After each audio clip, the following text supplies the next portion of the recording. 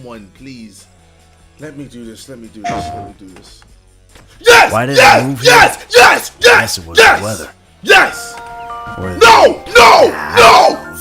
I think it's safe to say that people weren't too happy with Rockstar's behaviour at the PlayStation 5 reveal. In case you're one of the 3 people who doesn't know, Rockstar initially released GTA 5 for the PlayStation 3 and now re-releasing it for the PlayStation 5, claiming it has been expanded and enhanced.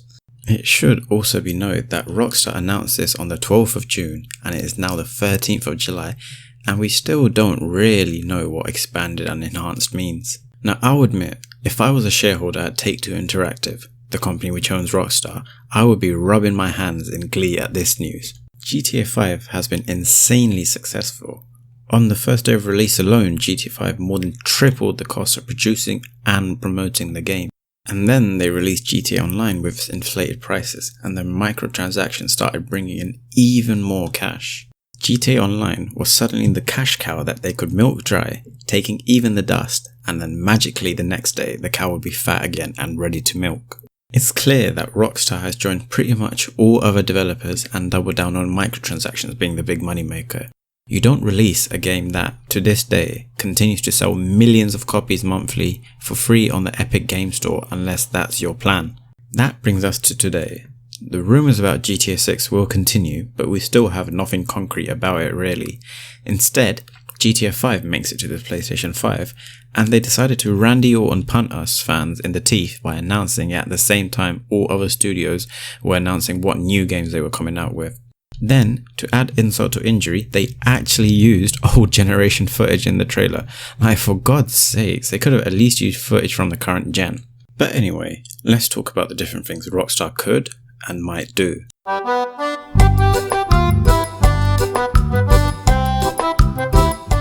Rockstar has prided itself on being controversial, something that other companies actively try and avoid and spend millions to deal with.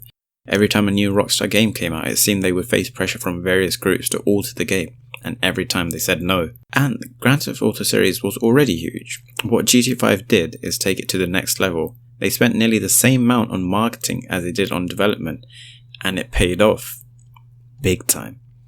The series is so big now that they could spend virtually nothing on marketing and still make tons of sales in GTA 6. And to add to that, it's interesting that this new expanded and enhanced version is not going to be available until later in 2021, a whole year after the expected release date of the next gen consoles. So what if Rockstar decided to do the ultimate troll? Imagine if on the day of the release, instead of GTA 5 hitting the stores, we get GTA 6. What would almost certainly result in fewer day 1 sales, word would get around quickly and it would result in a huge spike in sales. It may also in a weird way help bring back around the growingly disillusioned fanbase, a fanbase that has seen nothing new brought to story mode. Whilst GTA Online has been plagued with constant updates which make it increasingly frustrating to play. More on that later. But let's be honest, I'm not going to be like some YouTubers and mislead you or treat dumb rumours like facts. Boss man, world or whatever his name is. There's pretty much no chance of this happening. I'll be King of England before this happens.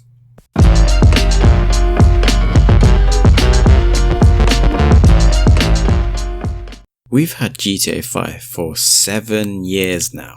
In that time, online mode has gotten a lot of love from Rockstar. Like a lot. Like how Donald loves Melania. But in that time, we've seen nothing with story mode. While Trevor does feature in GTA Online, for all we know, Michael and Franklin are dead. GTA 3 and GTA Vice City both received prequel games 4 years after the release. GTA 4, my baby, received 2 additional mini-stories a year after its release. You can probably tell where I'm going with this. And it's clear that the voice and motion capture actors for GTA 5 are still on great terms with Rockstar, and my global array of little birds have told me that the actors have not been working on any other projects. So, it seems like the only thing stopping Rockstar from following on the story or making a prequel is Rockstar themselves. The amount of money GTA 5 has and is generating should be more than enough to cover the cost of doing so, even if the actors ask for higher pay. But can you see Rockstar suddenly giving story mode more attention after years of neglect?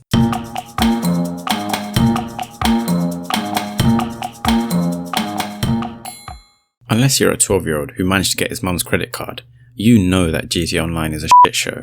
While there are many things that Rockstar have done wrong, the single thing which ruined GTA Online mode is the f***ing oppressor.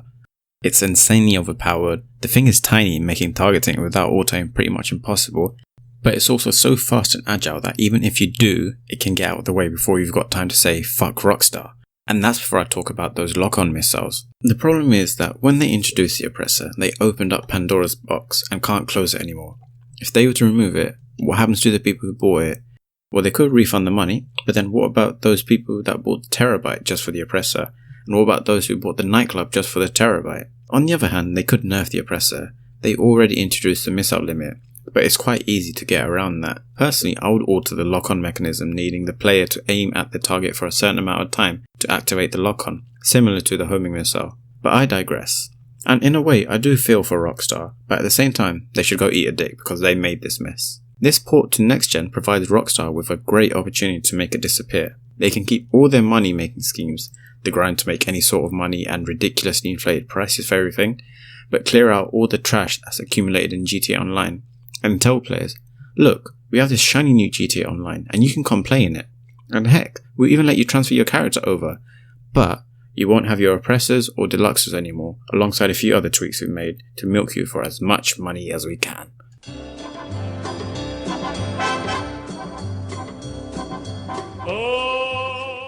This is it, ladies and gentlemen. For those of you still watching, we're at the worst case scenario. Code Black, DEFCON 1. 2021 comes around and GTA 5 releases on next gen. And what do we see? A change to the gameplay engine and a 4K texture pack. If Rockstar are feeling somewhat kind, they might even throw in some DLC at release with a new heist. But that's it, and things just continue as they are. In reality, I think this is what we should expect. It's a damn shame because GTA used to be, and still is, so good. They take their time to make amazing games with Easter eggs that people still have not found, and the stories are engaging and a cinematic journey. If this is why GTA 6 is taking such an unprecedented amount of time to make, the past couple of years can be forgiven, but everything points to it being greed. And while that is fair enough, a lot of hard work has gone into the GTA series as a whole. They have slowly alienated their fans, myself included. There's only so much goodwill fans can keep when you keep sacrificing enjoyable gameplay for profit, and there are tons of examples of Rockstar going out of their way to alter the game to make it harder to make money or get rid of easier ways to make money.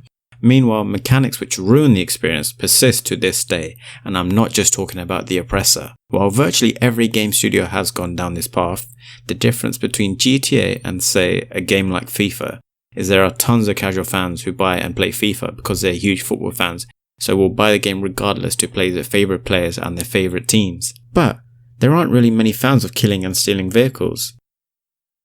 Or at least I hope not. It will be interesting to see how fans receive GTA 6 once it finally does release. In my opinion, we've reached an age where the misdeeds of a company can be quickly forgotten and the hype of GTA 6 will overcome bitter feelings, meaning GTA 6 will probably be a huge success. But will Rockstar and Take-Two keep pushing their luck, and will it eventually run out? Also, Rockstar, if you don't bring back the mechanic in the next gen version, I swear to God, you pieces of shit